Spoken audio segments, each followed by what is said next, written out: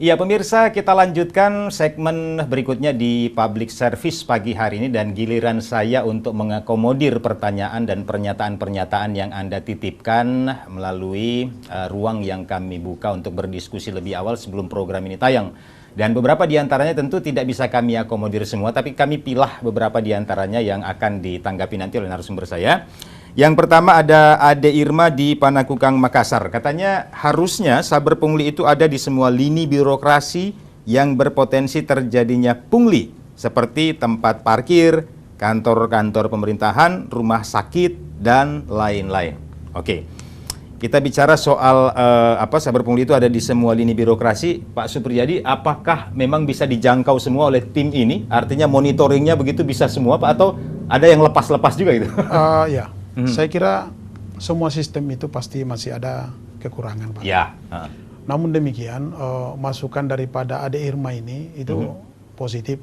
Ya. Tetapi lagi-lagi bahwa untuk melakukan itu, ya, saya kira itu butuh anggaran besar. Butuh anggaran besar. Butuh aturan baru di luar daripada yang ada sekarang. Begitu ya. Sehingga itu harus dibicarakan kembali. Iya. Iya, Pak.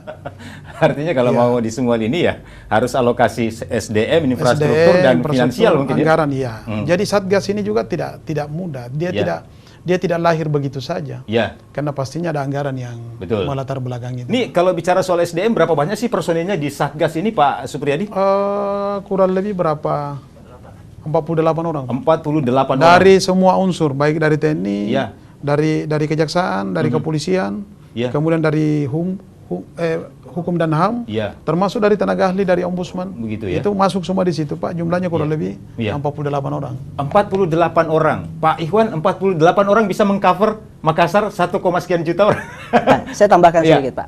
Jadi sebenarnya ini yang perlu ditingkatkan juga di masing-masing SKPD adalah penguasaan internalnya, Pak. Jadi itu bisa membantu saber pungli dalam hal ini. Betul. Itu kan misalnya ada API atau SPI, Satuan Pengawas Internal, itu sebenarnya bisa membantu kami untuk melaporkan hal-hal atau pungli yang terjadi di SKPD tersebut. Saya mau penilaian teman-teman Ombudsman juga menilai auditor internal itu di institusi birokrasi. Kalau yang Anda lihat sejauh ini kinerja mereka, efektivitasnya, efisiensinya gitu, Pak?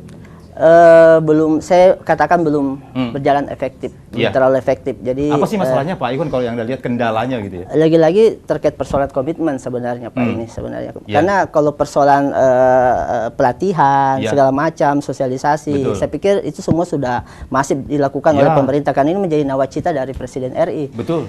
Tapi lagi-lagi itu, Pak, kembali ke persoalan personal masing-masing orang tersebut gitu loh. Karena sistem apapun itu kalau tidak dikembalikan ke integritas diri, saya pikir itu akan sulit untuk menciptakan kondisi bebas pungli di Indonesia ini. Ini kita bicara persoalan paradigma atau cara pandang ASN kita sebenarnya terhadap persoalan hari ini, Pak, gitu ya. Pak. Tapi kalau yang Anda lihat, Pak Ikhwan, katakanlah kemampuan SDM kita, infrastruktur dan finansial kita untuk Satgas seperti ini, itu apakah sebenarnya realistis gitu kita bicara soal ini? Seperti yang dikatakan tadi oleh Pak, saya pikir memang butuh anggaran besar untuk ini, Pak, butuh dana besar ya.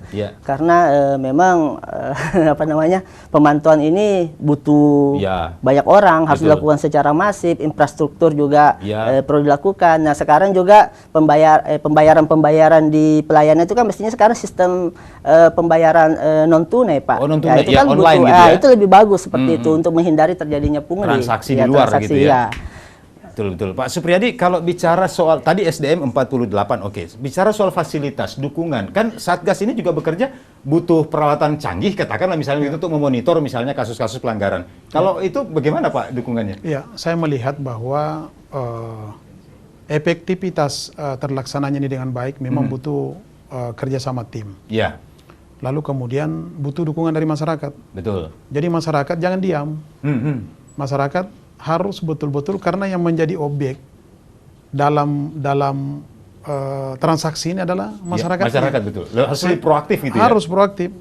Nah, itu kalau itu berjalan dengan baik, tim solid, saya kira ini bukan menghilangkan, tapi meminimalisir. Betul. Kan fungsi pencegahan juga harus efektif ya, bukan hanya penindakan ya kan, Pak? Betul. Iya, bukan, Pak. Di situ saya lihat kalau itu sudah berjalan dengan baik, saya kira tujuan nawacita harapan Presiden ini bisa terlaksana, Pak. Betul. Saya berlanjut lagi ke Jumadi HS di Talok, Makassar. Bapak-bapak yang tergabung dalam Saber Pungli agar maksimalkan pengawasan terhadap lembaga-lembaga publik yang potensinya terjadi pungli. Kasihan rakyat yang selalu jadi korban. Nah ini tadi yang kita bicarakan. 48 orang ini harus kerja ekstra ini. Kalau ini monitoringnya 24 jam kan Pak Supriyadi ya? Siap. Artinya memang mereka masih tetap butuh dukungan dari segi tadi disebutkan infrastruktur, finansial, dan SDM. Nah kalau kita bicara soal institusi pemerintah dibanding swasta, ini banyak mana nih kasusnya biasanya Pak Supriyadi? Ini kalau berdasarkan fenomena terakhir gitu. Iya. Pelayanan publik itu Pak lebih cenderung menyasar ke pemerintah. Pemerintah ya. Iya Pak. Jadi lebih banyak di situ Pak. Ya. Kenapa terjadi pungli? Saya melihat fenomenanya karena masyarakat ini terlalu lelah. Oh. Terlalu lelah. Jadi proses administrasi terlalu panjang. Berbelit ya gitu ya. Berbelit-belit sehingga mereka menyerah. Iya, iya. Masyarakat ini menyerah Pak. Ketika dia menyerah, apapun dia bisa lakukan. Menyerah dalam artian bahwa kalau ada jalan pintas, mereka lakukan. Lewat situ. Disitulah lahir pungli Pak.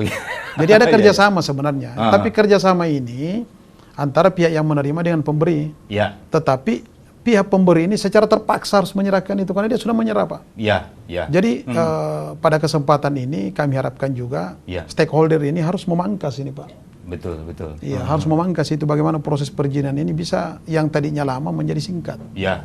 Sehingga risiko timbulnya itu indikatornya itu sudah tidak terjadi lagi Pak. Betul. Pak Supriyadi, kalau kerjasama dengan pihak internal, katakanlah tadi yang disebutkan Pak Ikhwan itu sebenarnya ada inspektorat ya sebenarnya yang ada lagi API dan segala macam itu sejauh mana sih koordinasinya Pak?